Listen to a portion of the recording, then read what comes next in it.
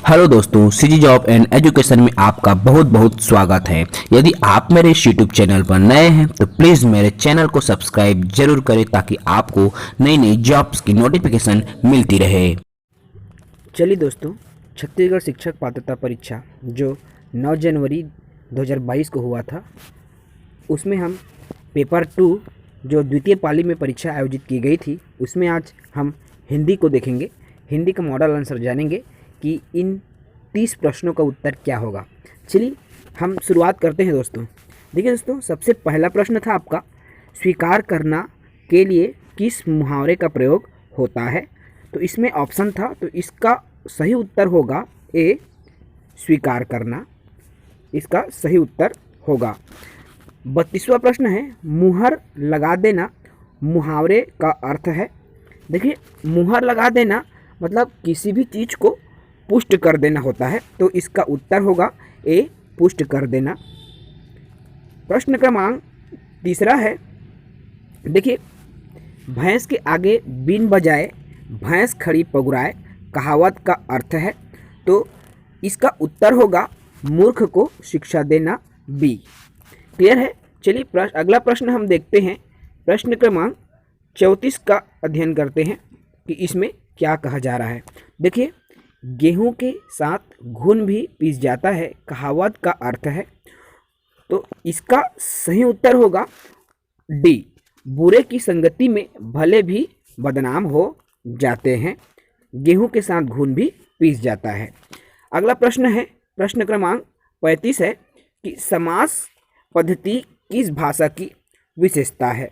तो इसका सही उत्तर होगा बी, संस्कृत भाषा की। तो समास पद्धति संस्कृत भाषा की विशेषता है, अर्थात संस्कृत की देन है, ये भी हम कह सकते हैं।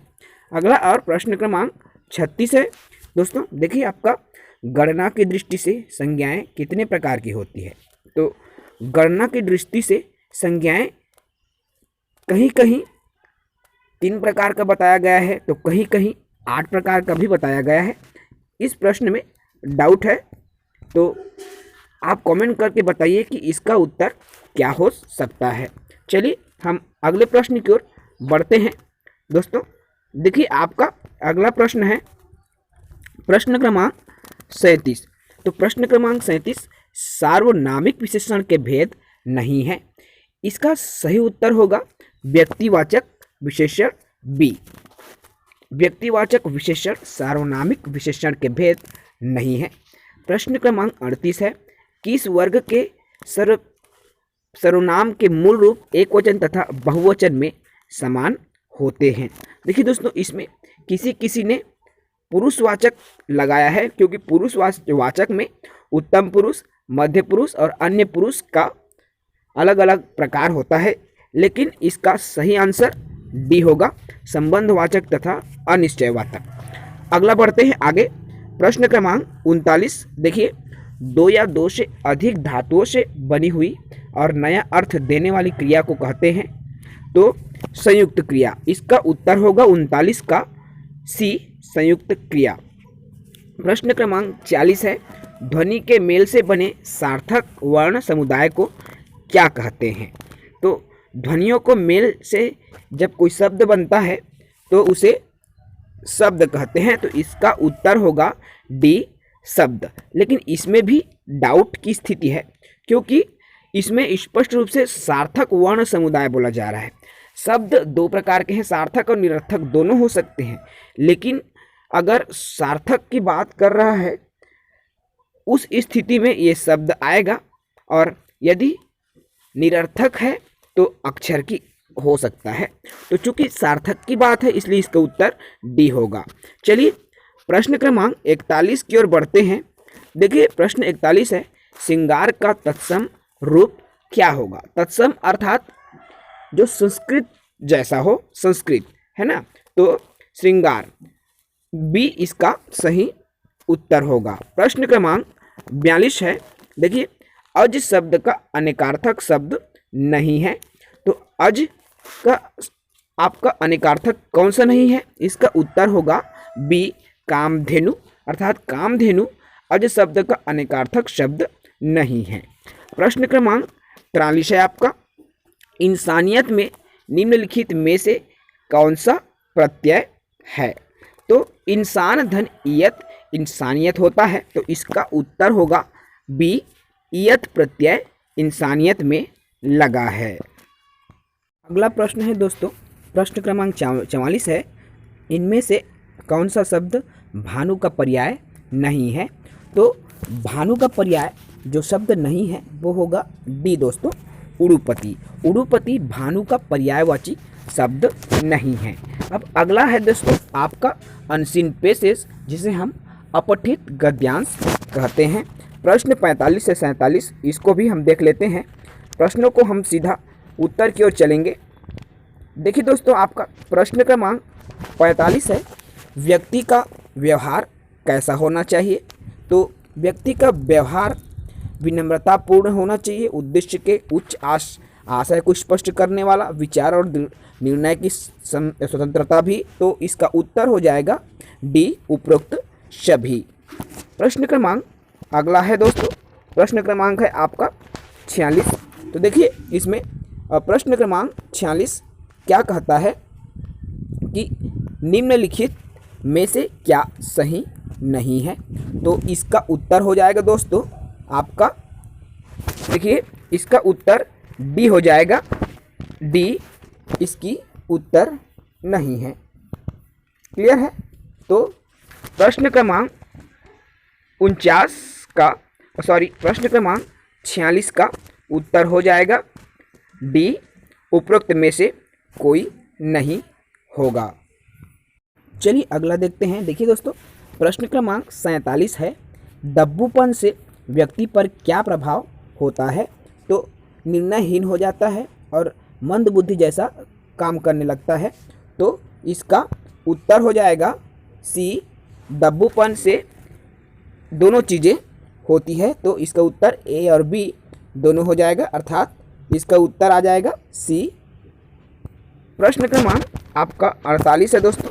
देखिए 48 में स्पष्ट रूप से क्या लिखा है कि बच्चों में श्रवण कौशल का विकास कैसे कर सकते हैं?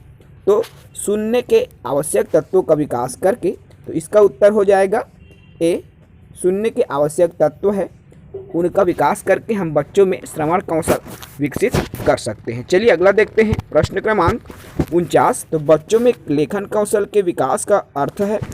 तो इसका उत्तर हो जाएगा दोस्तों आपका सी, उन्हें भाव एवं विचारों को, उनके भाव विचारों को लिखित भाषा के माध्यम से अभिव्यक्त करने की क्रिया में निपुण करना, इससे बच्चे में लेखन कौशल विकसित होगा। प्रश्न क्रमांक 50 है दोस्तों, पठन कितने प्रकार से किया जाता है? तो देखिए पठन यहाँ दो प्रकार हैं, इंटेंसिव रीडिंग और एक्सटेंसिव रीडिंग। तो पठन के दो प्रकार हैं, इसका उत्तर हो जाएगा ए। उसके बाद है अगला प्रश्न क्रमांक 51 है दोस्तों, तो कारक चिन्हों को कहते हैं? तो कारक चिन्हों को कहते हैं बी, इसका उत्तर हो जाएगा उपसर्ग। कारक चिन्ह को परसर्ग कहते हैं। अगला है दोस्तों आपका पदबंध किसे कहते हैं? तो पदबंध क्या है? जब एक से अधिक पद एक में बंधे हो, अर्थात इसका उत्तर ए हो जाएगा। चलिए प्रश्न क्रमांक 53 देख लेते हैं दोस्तों कि क्या कह रहा है। देखिए, वह पढ़ता है या मजाक करता है, यह किस प्रकार का वाक्य है? तो वह पढ़ता है या मजाक करता है, चूँकि इसमें प्रश्नवाचक भी लगा है इसलिए यह प्रश्नवाचक भी हो सकता है।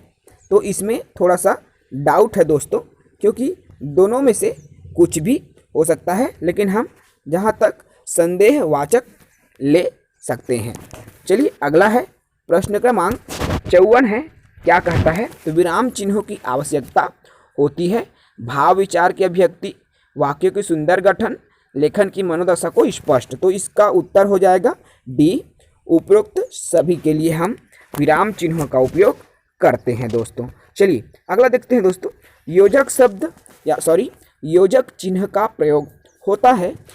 तो योजक चिन्ह क्या है, इसका प्रयोग क्यों होगा? तो दो या दो से अधिक, बी हो जाएगा, दो या दो से अधिक शब्दों को जोड़ने के लिए योजक चिन्ह का प्रयोग करते हैं।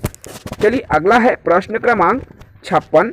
तो प्रश्न क्रमांक 56 में क्या उल्लेखित है?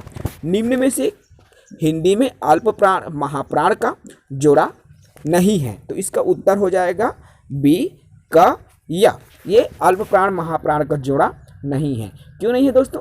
क्योंकि आप संघर्षी व्यंजन वगैरह में पढ़े हैं, अंतस्थ व्यंजन के अंदर पढ़े हैं कि 1, 3, 5 अल्प प्राण है, 2 और चौथा वर्ग महाप्राण है।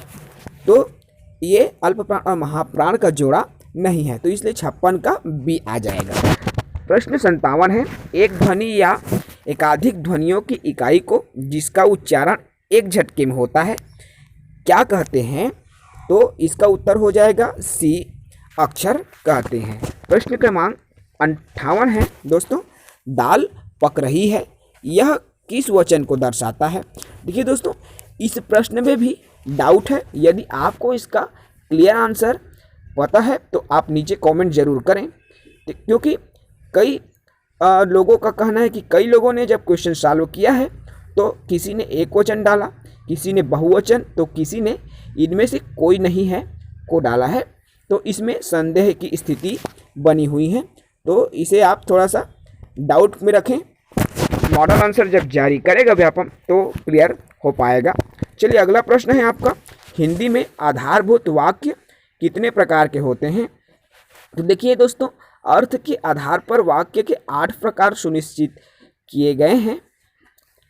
वैसे ही वाक्य के 4 प्रकार भी हैं अलग अलग। इस प्रश्न में भी डाउट की स्थिति बनी हुई है, लेकिन जहाँ तक 8 प्रकार हो सकता है, अब देखते हैं इसका जब मॉडल आंसर व्यापम जारी करेगा तो इसका भी डाउट जो है क्लियर हो पाएगा दोस्तों। चलिए अंतिम प्रश्न है आपका, भानुदय का संधि विच्छेद होगा। तो भानुदय का संधि विच्छेद, इसका उत्तर है ए, भानुधन उदय दीर्घ स्वर संधि के अंतर्गत आएगा। तो ये हुआ आज का हमारा पेपर 2 सेकंड पाली में जो एग्ज़ाम हुआ था उसका हिंदी का मॉडल आंसर। मेरा वीडियो कैसा लगा दोस्तों नीचे कमेंट ज़रूर करें, और प्लीज़ मेरे चैनल को सब्सक्राइब ज़रूर करें ताकि आपको एजुकेशन से रिलेटेड और नई नई जॉब से रिलेटेड अपडेट्स सबसे पहले मिलती रही। तब तक के लिए इजाज़त दीजिए। जय हिंद, जय भारत, जय छत्तीसगढ़।